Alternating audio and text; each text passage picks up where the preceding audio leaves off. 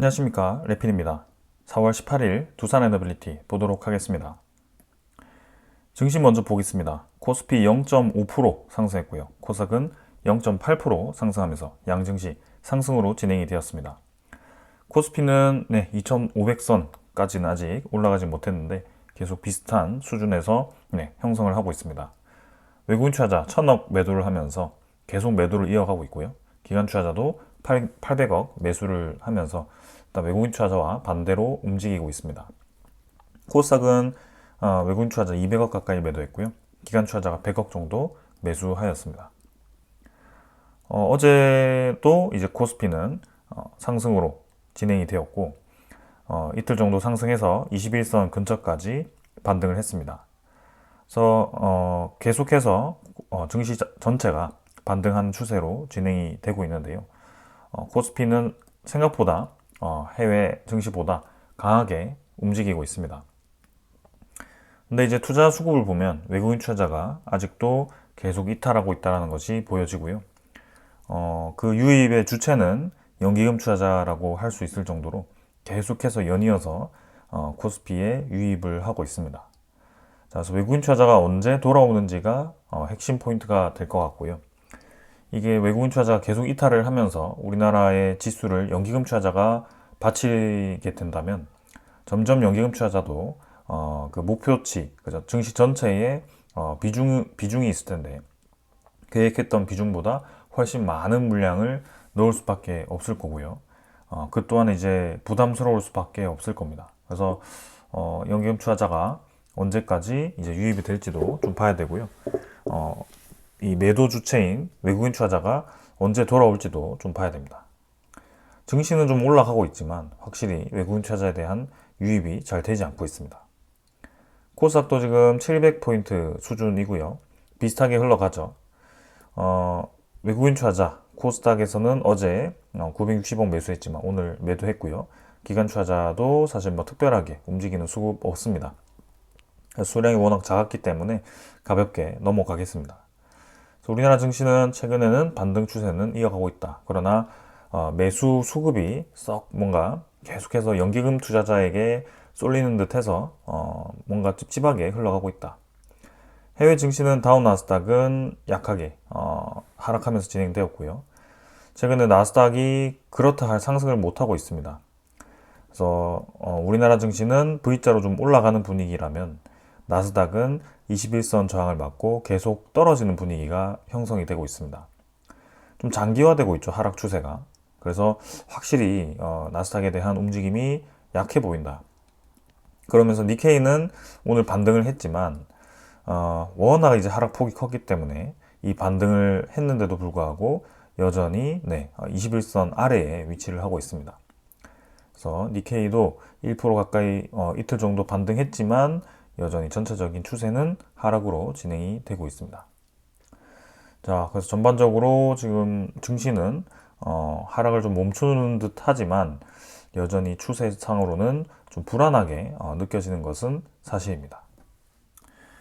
자, 그래서 지금 미국 증시가 오늘 휴장이기 때문에 선물 지표는 움직이지 않고 있고요. 해외 유럽 증시 같은 경우는 마찬가지 휴장입니다. 그래서 움직이지 않고 있고 뭐 전반적으로는 아시아 증시는 반등을 좀 하면서 진행이 되었습니다. 금값은 여전히 사상 최고치 수준에 머물고 있고요. 3,340달러로 진행이 되고 있습니다. 지금 금값이 중요한 게 아니라 금에 대비해서 이제 달러가 점점 가치가 떨어지고 있다는 것이 확연하게 드러나고 있습니다. 그것도 최근에 그런 움직임이 가속화가 되고 있고요. 원래 만연하게 이제 올라가던 그런 추세에서 이렇게 갑작스럽게 폭발하듯이 올라가게 됩니다. 그만큼 이제 달러에 대한 가치가 지금 전체적으로 떨어지고 있다는 뜻이고, 금이라는 것이 결국에는 인플레이션과 또 연동이 될 수 있기 때문에 달러 가치가 떨어지는 만큼 또 물가에 대한 부담이 커질 수밖에 없을 겁니다. 자, 그런 현상이 지금 채권금리로도 나타나고 있고요. 10년물 채권금리는 여전히 높은 수준입니다. 한 달치에서 4.4%를 넘었다가 떨어지는 듯 했지만 이 4.3% 지지선이 아래로 뚫리지 않고 있고요. 결국에는 지금 이 1년치로 보았을 때 평균선보다 높은 수준에 위치를 하고 있는 건 아닌가 그런 생각이 좀 듭니다. 그래서 그만큼 지금 미국은 급할 수밖에 없다. 트럼프가 이 국채 금리를 떨어뜨리려고 엄청나게 노력을 하는데도 본인의 뜻대로 지금 국채 금리가 떨어지지 않고 있다. 이게 핵심인 것 같습니다. 그래서 트럼프의 첫 번째 집권 때랑 지금은 완전히 다른 상황이다. 트럼프는 지금은 본인이 여유롭게 정책을 이끌어 나갈 수가 없습니다. 왜냐하면 시한폭탄이 지금 불이 붙어가지고 계속 심지가 줄어들고 있는 그런 상황이기 때문에 오히려 우리가 봤을 때는 너무나도 무리하게, 너무나도 과감하게 이렇게 본인의 정책을 밀어붙이는 것이 지금 약점이 드러났다라고 다들 판단을 하고 있습니다. 자, 그래서 미국의 채권에 대한 수요가 높아지지 않는 이상은 저 채권 금리는 계속해서 올라갈 수밖에 없고요. 인플레이션에 대한 우려감과 달러에 대한 약세가 계속 이어질 가능성이 있습니다. 지금 달러 지수는 99.1 수준이고요. 한 달치로 1년치로 보았을 때 최저점에 위치를 합니다.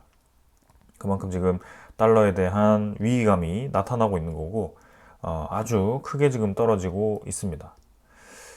자, 그래서 이렇게 되어서 이제 우리나라 환율도 좀 많이 안정화가 되었고요. 지금도 다시 좀 반등을 하고 있는데요. 1423.9원, 1424원 정도로 올라가고 있습니다. 그래도 달러 지수가 좀 떨어지면서 상당히 빠르게 우리나라 환율도 안정화가 되었습니다. 근데 여기서 또 우리가 주목할 것은 그렇게 달러 지수가 떨어졌는데도 안정화된 수준이 1424원이다. 우리가 굉장히 위태위태하던 그 라인을 겨우 벗어났지만 좀 안정된 느낌이 1,400원이다. 이전에는 사실 안정된 느낌이면 1,200원, 1,100원 이렇게까지 떨어졌었는데요. 지금은 그러지 않고 계속 이게 버텨주고 있거든요. 그러면서 이제 우리나라가 금리 동결을 했는데 4월은 금리 동결을 했는데 5월부터는 금리 인하에 대한 가능성을 열어두기 시작합니다. 금리 인하가 시작되면 이 환율도 점점 이제 우리나라에 불리하게 움직일 가능성이 있다. 단기적으로 이제 환율이 이렇게 떨어지니 코스피 입장에서는 원화 가치가 높아진 거고 외국인 투자자 입장에서는 원화 가치가 높으니 코스피 가치가 높아진 거겠죠. 그런데 그 가치가 높아진다고 예상되면 환율이 앞으로도 계속 떨어질 거라고 예상했으면 외국인 투자자가 오히려 코스피에 유입이 되었어야 됩니다. 왜냐? 지금 해외 증시 특히 나스닥이 좀 많이 떨어지고 있는데요. 분명히 이 하락에 대한 차익 실현을 하고 무언가의 다른 투자처에 유입이 되겠죠. 저 많은 돈을 이제 현금화를 하거나 아니면 다른 이제 투자처로 이동을 할 텐데 그게 지금 우리나라 증시로 들어오는 것 같지는 않습니다. 왜냐하면 외국인 투자자에 대한 매도세가 4월 중순부터 해서 계속 이어지고 있기 때문입니다. 그래서 그러면 저 많은 돈이 지금 어디로 가고 있느냐? 결국에는 다른 증시도 아닌 금으로 이동을 하고 있고요. 많은 투자자들은 지금 앞으로에 대한 이 상황이 계속 불확실할 거라고 예상을 하고 있고 상황이 불확실성이 해소가 되는 그 자체도 인플레이션을 불러올 수 있다라고 예상을 하고 있는 것 같습니다. 그래서 금에 대한 수요가 엄청나게 지금 늘어나고 있는 상황이고 증시가 잠깐 반등한다라고 해서 우리가 안심하기에는 아직 이른 상황이다. 이렇게 생각이 듭니다. 자, 그리고 국제유가도 슬금슬금 이제 다시 올라옵니다. 요거는 이제 트럼프가 이란에 대한 제재를 시작했고 거기에 대해서 이제 국제유가에 대한 상승을 또 유발하게 됩니다. 또 이건 또 트럼프의 정책과 다르죠. 트럼프는 유가를 떨어뜨리고 싶어 했는데요. 다시금 올라가기 시작합니다. 그러니까 본인의 정책들이 지금 원하는 방향으로 뭔가 먹히지 않고 있다는 것이 상당히 심각한 것이 아닐까라는 생각입니다. 자, 그런 상황에서 이제 급한 모습을 계속 보입니다. 트럼프가 또 한 번 중국에 제재를 합니다.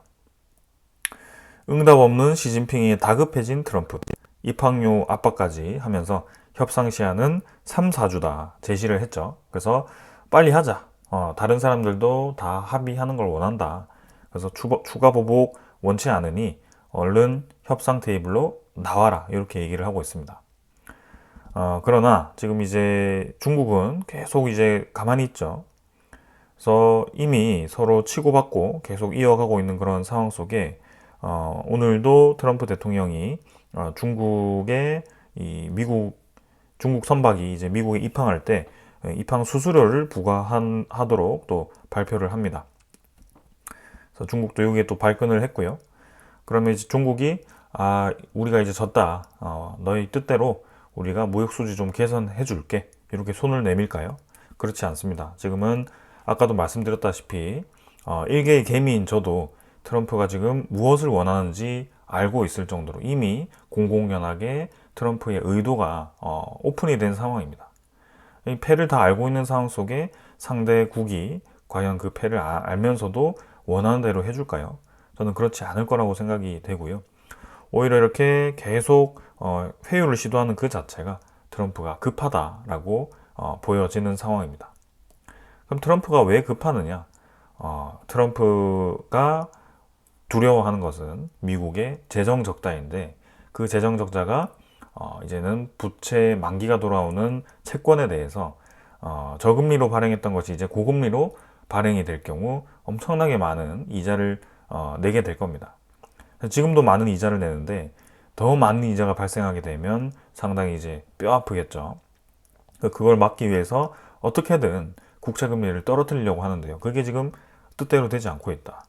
오히려 시장을 잘못 건드려 버리니까 국채금리가 치솟아 버리는 상황이 생겼고 본인의 관세를 90일 동안 유예하겠다라고 얘기를 해버렸죠.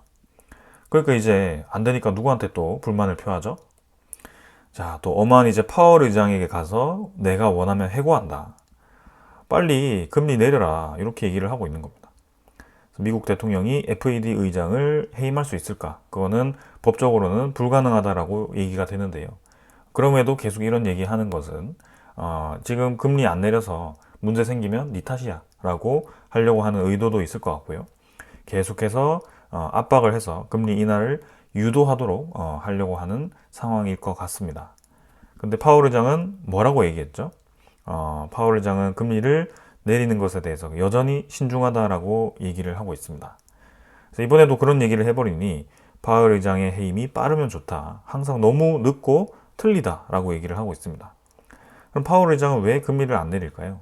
결국에는 시장 금리를 파월 의장도 보고 있습니다. 시장 금리가 떨어지지 않으니 지금 기준금리를 내리는 게 큰 의미가 없고 기준금리를 잘못 내리면 시장에서 잘못 받아들여서 오히려 시장금리가 같이 떨어지는 게 아니라 더 많은 자금들이 이제 시장금리를 촉진할 수 있도록, 그죠?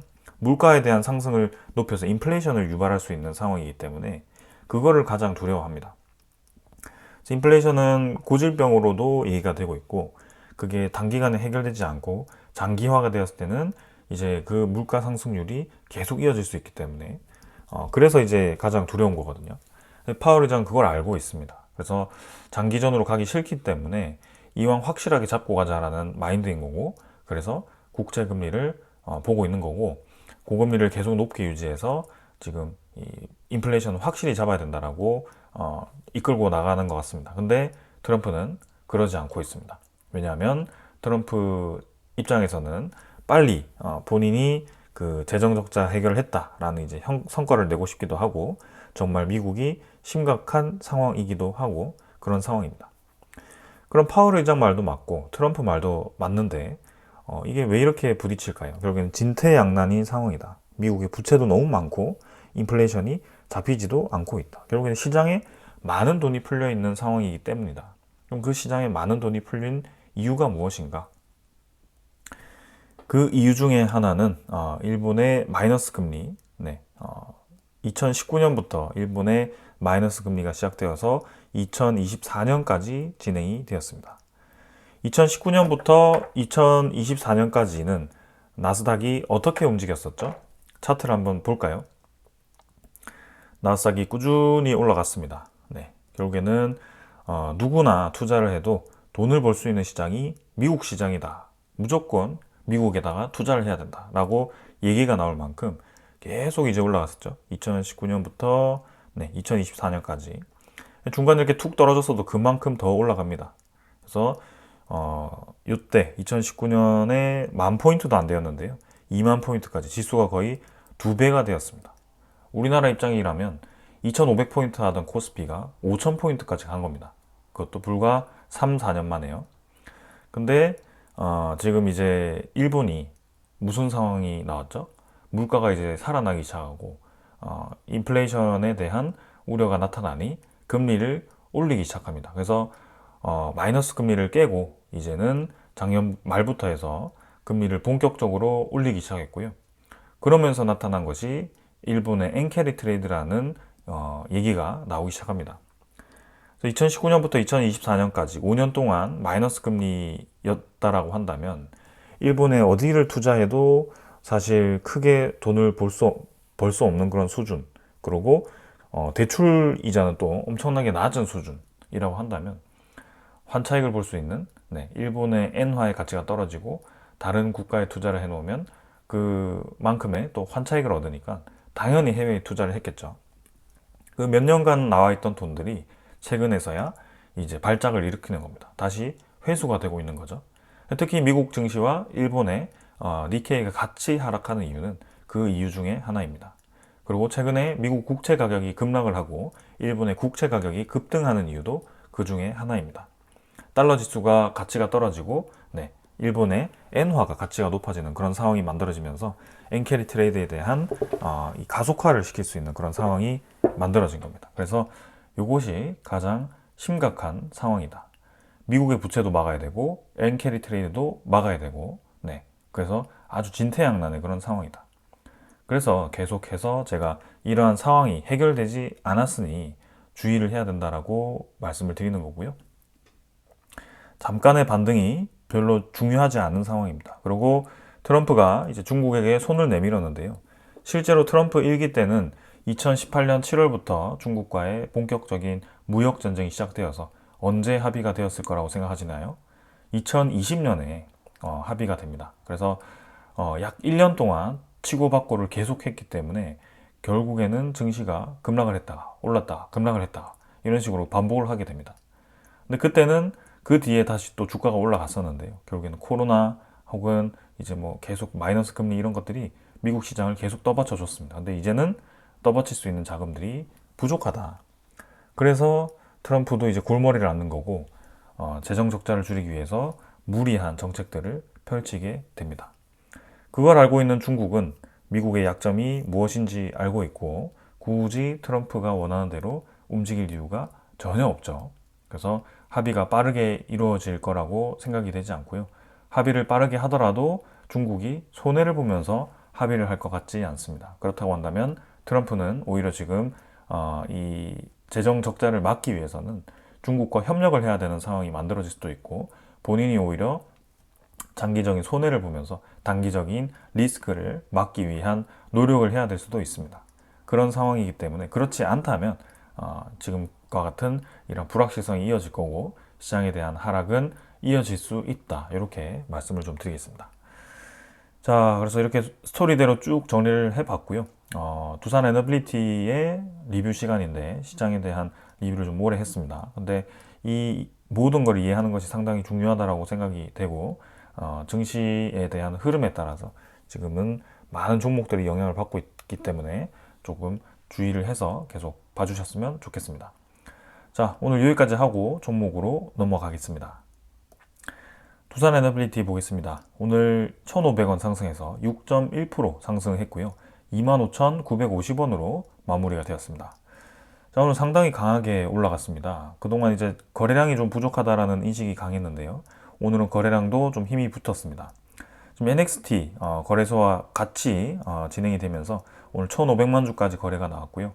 어제도 제가 리뷰를 하지 못했는데 어제도 상승을 하면서 이틀 동안 거의 10%가 올라가는 상황이 만들어졌습니다.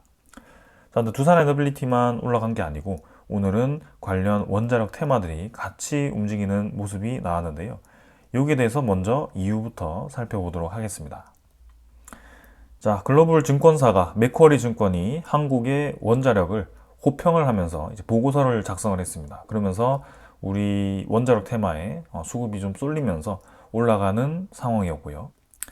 그래서 보고서의 주 내용은 한국 등 아시아 국가가 원자력 발전을 이끌 수 있다라고 하면서 두산 에너빌리티를 원자력 발전 수요 증가의 주요 수혜 기업으로 꼽았다라는 보도가 전해졌다라고 합니다.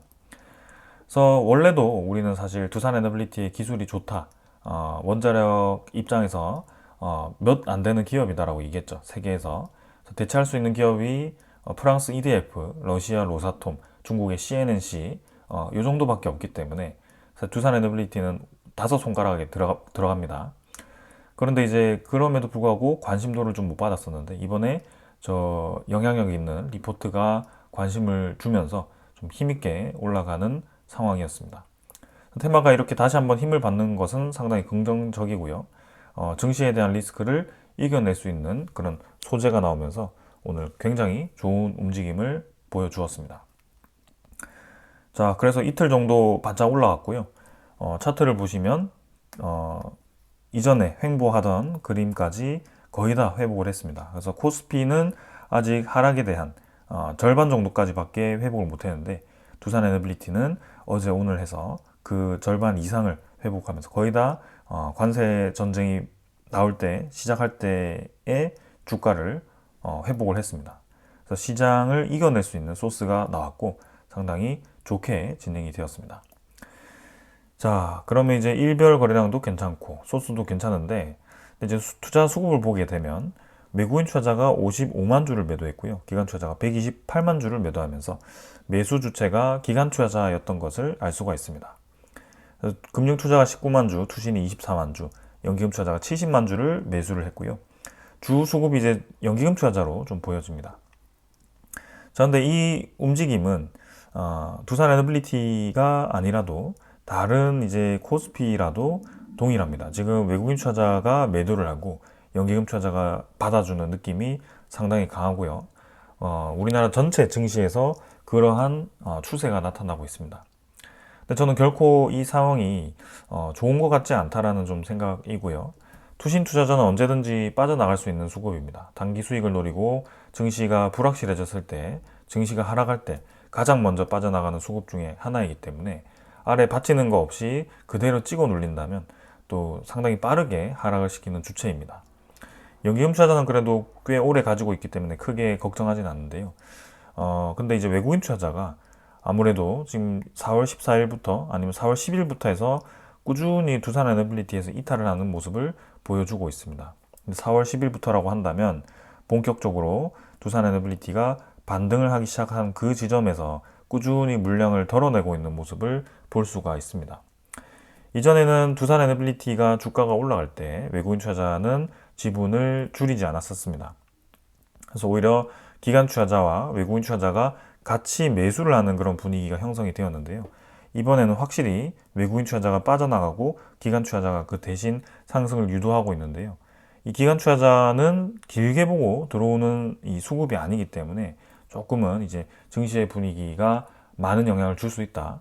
그래서 분명히 좋은 소식이 나왔고 그걸 리포트가 나와서 괜찮겠지만 이 상승이 더 이어질 수는 있겠지만 사실 아주 대세 상승으로 해서 우리가 기대하는 그 이상까지는 못 올라갈 수 있다. 그래서 단기적인 하락에 대해서 주의를 해야 된다라는 말씀을 좀 드리고 싶습니다. 그래서 저는 계속해서 상승 반등할 때 분할 매도로 접근을 하라라고 말씀을 드리는 거고 그렇게 말씀드리는 이유는 앞전에 두산에너빌리티 리뷰 전에 한참 동안 설명하고 있는 증시에 대한 리스크 때문입니다.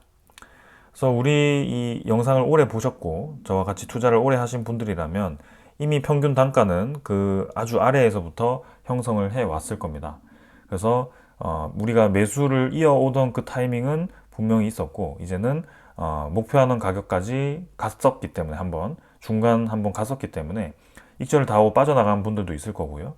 분할해서 이제 매도를 시작한 분들도 있을 겁니다.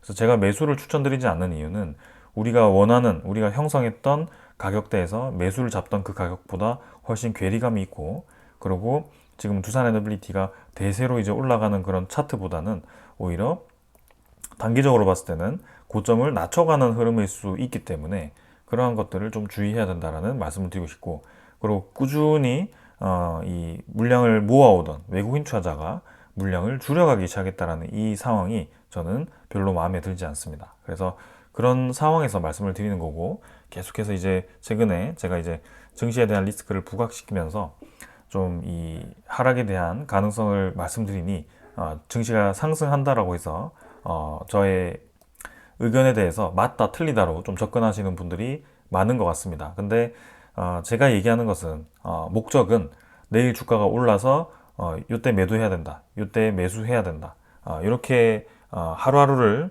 그렇게 맞추려고 하는 게 아닙니다. 저는 아주 긴 추세를 바라보고 여러분들과 투자를 해왔던 거고, 지금은 추세에 대한 꾸준한 상승이 이어질 것 같기보다는 추세에 대한 어느 정도의 조정이 나올 거라고 예상을 하고 있는 거고요. 충분히 우리의 이 범위 안으로 주가가 다시 들어온다면 그때 또 많은 매수를 할 수 있습니다. 그런 기회를 노리자고 말씀을 드리는 거고요.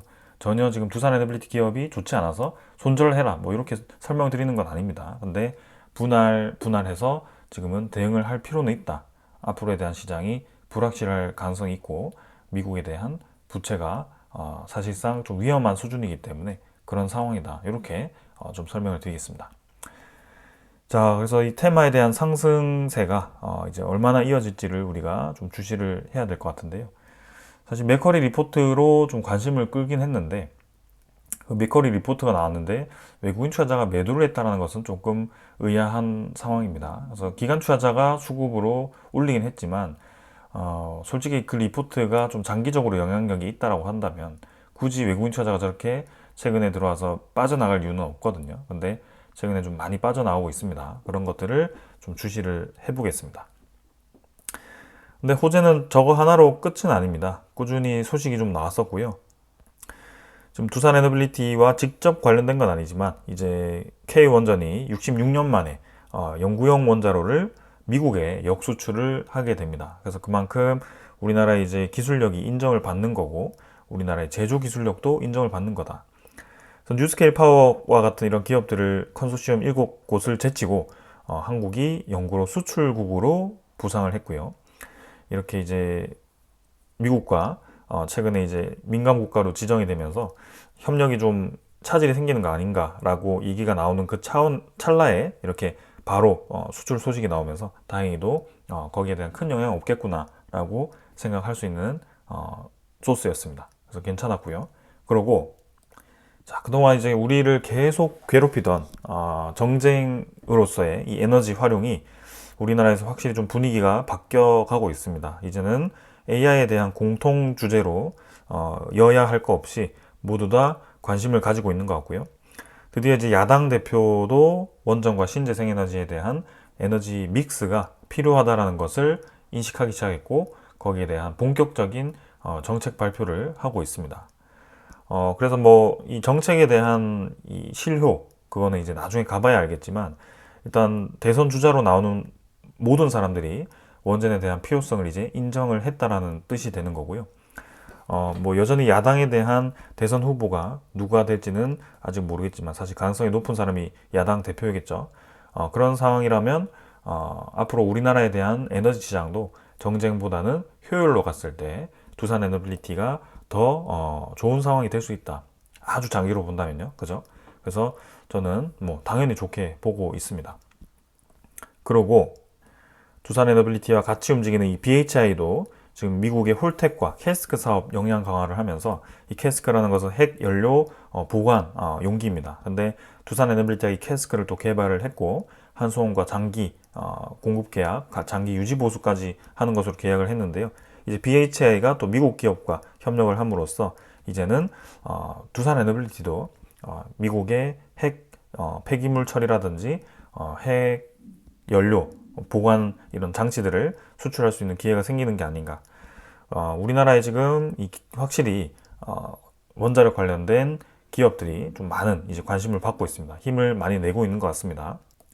그래서 SK와 HD 현대가 투자한 테라파워도 지금 영국의 원전 승인 절차 착수에 들어갔고요. 이 테라파워는 두산 에너빌리티와도 직접 관련이 있기 때문에 테라파워가 사업을 확장시킬수록 두산 에너빌리티에는 아주 긍정적으로 작용할 수 있습니다. 여러모로 지금 좋은 상황이 만들어지고 있고 리포트까지 나오면서 최근에 단기 상승이 아주 강하게 나왔습니다. 자, 그러면 이제 뭐가 문제냐? 앞으로 이제 어떻게 대응을 해야 되느냐? 이게 상당히 고민이신 분들이 많을 것 같습니다. 그럼 이제 의견을 좀 정리를 해야겠죠. 증시적인 측면에서 그 다음에 두산 에너빌리티의 기업적인 측면에서라고 본다면 증시는 하방 가능성이 높습니다. 지금은. 왜냐하면 트럼프에 대한 불확실성, 그 다음에 미국에 대한 부채, 아까 열심히 설명드렸듯이 일본의 5년 동안의 마이너스 금리에서 최근에 들어서의 플러스 금리로 전환하는 그 상황, 일본의 엔캐리 트레이드 청산이 이루어질 경우 미국에 대한 증시 하락은 불보듯 뻔한 상황이고 그 불똥이 우리나라로 튈 수도 있다. 그리고 우리나라에 대한 경제 성장률이 계속 낮아지는 상황에서 금리 인하가 가속화될 수 있는 상황이 만들어질 수 있고 환율이 달러 지수가 떨어졌음에도 불구하고 여전히 1,400원대이다. 그런 것들이 증시에 대한 하방 리스크로 작용을 하고 있습니다. 두산 에너빌리티의 기업의 성장성은 여전히 기술적인 측면, 그 다음에 이런 고객 측면에서는 확실히 톱급입니다. 상당히 좋습니다. 그래서 두산 에너빌리티 장기로 본다면 아주 저는 좋은 기업이다라고 생각을 하고 있습니다. 근데 한 가지 걸리는 것은 이제 두산 에너빌리티에 대한 차입금 의존도가 조금씩 최근에 높아지고 있다는 뜻이고요.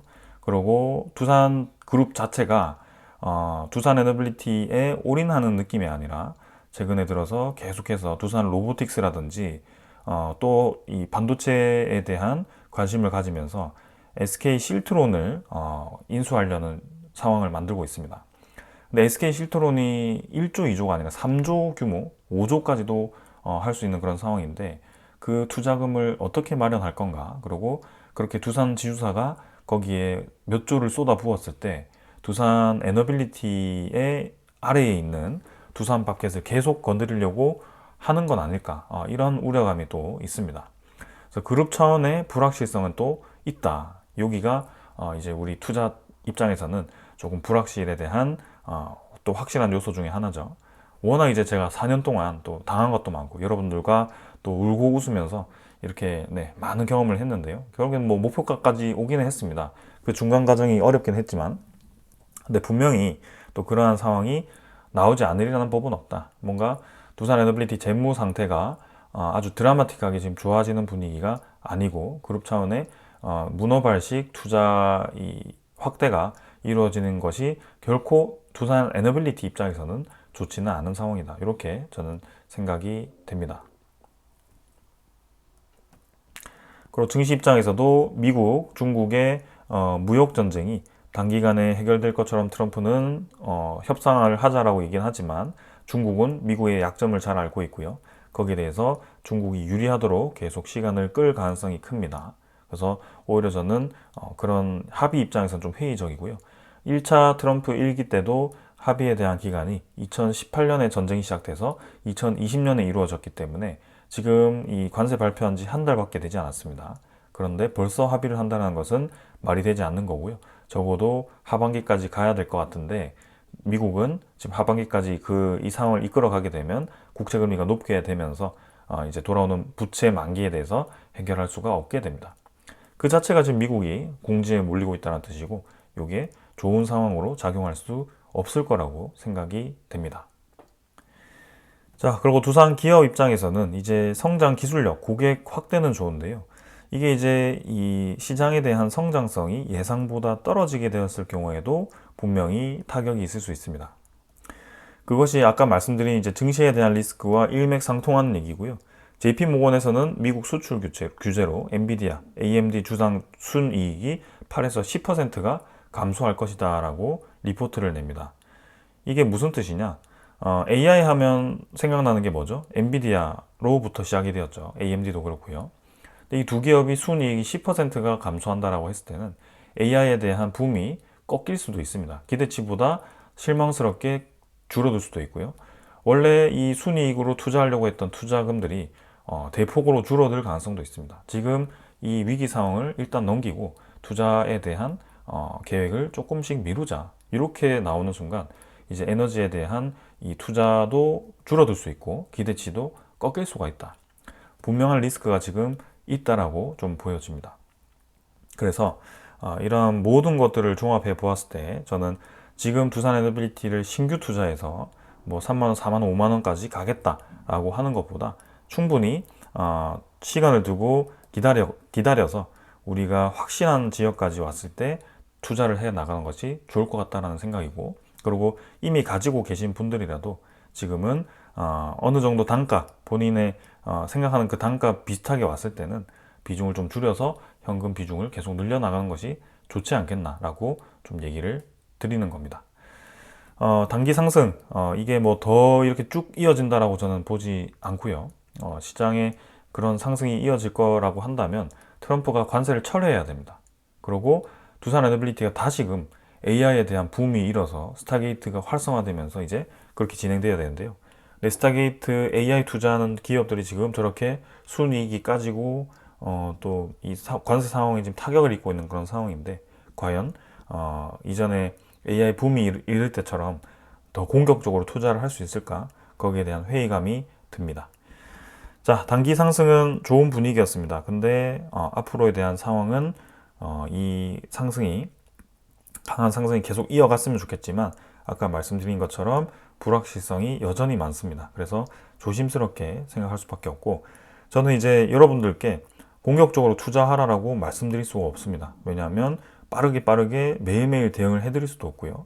그리고 추세를 보고 기업을 장기적으로 보는 사람 입장에서는 지금의 이 단기 한 5일 동안의 상승을 가지고 두산 에너빌리티에 대해서 이 의견을 바꿀 수가 없습니다. 그리고 그렇지 않게 이미 전체적으로 거시적인 입장에서부터 두산의 성장성까지 제가 분석을 하고 말씀드린 거기 때문에 그런 넓은 시야에서 좀 이 영상을 좀 봐주셨으면 좋겠습니다.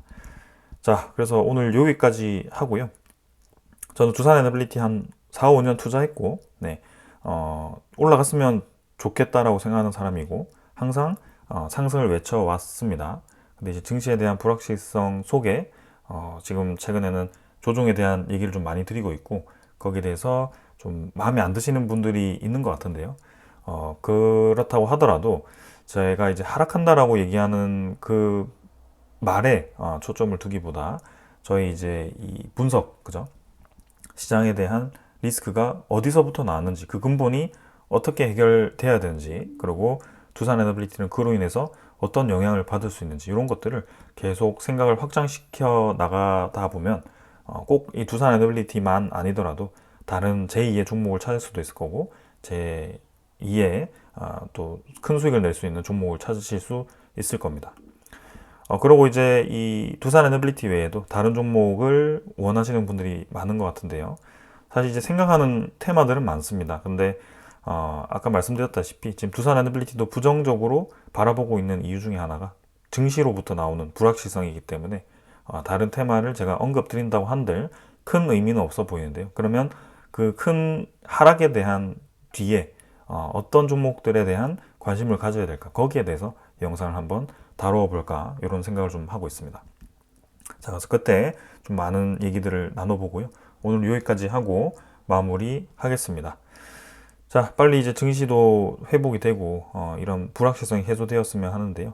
확실히 지금은 어떤 한 사람의 문제보다도 전반적인 시장의 문제가 쌓이고 쌓여서 이제 와서 좀 이제 위기가 느껴지는 거 아닌가. 좀 이 일반적인 그런 섭리에 의한 움직임이 아닌가.